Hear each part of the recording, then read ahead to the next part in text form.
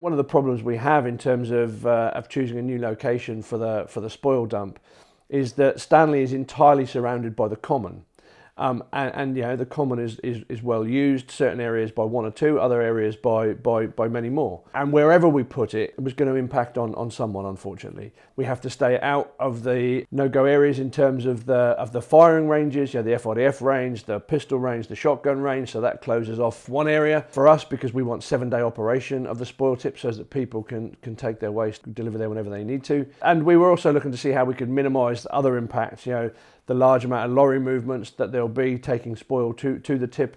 The larger developments and the large volumes of spoil are going to come out of works in East Stanley. The new port, the future oil development around the TDF, the waste management facility, the new power station, all those activities are at the east end of Stanley and create large volumes of spoil.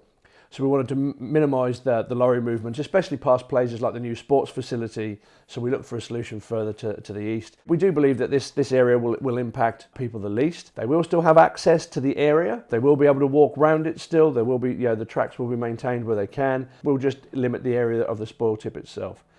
Our intention is to do the work in phases as well, which will help to minimise some of that disruption, but will also allow us to remediate the areas as we go.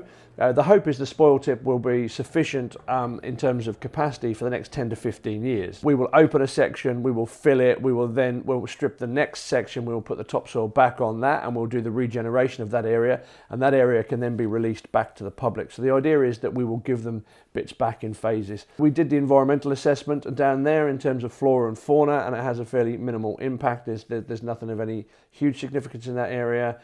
And also from a visual impact, there are large 3-metre high peat banks on two sides of the area we're proposing to use. And therefore what we're proposing to do is to fill that area to the same height as those existing peat banks.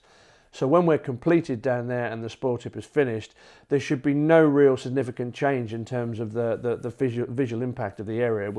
It'll be to a height of the peat banks, so we won't change the horizon at all. So hopefully that will minimise the overall impact. So we're building the road in off the Eliza Cove Road, and that will also allow us to, or will assist with the remediation of Eliza Cove tip.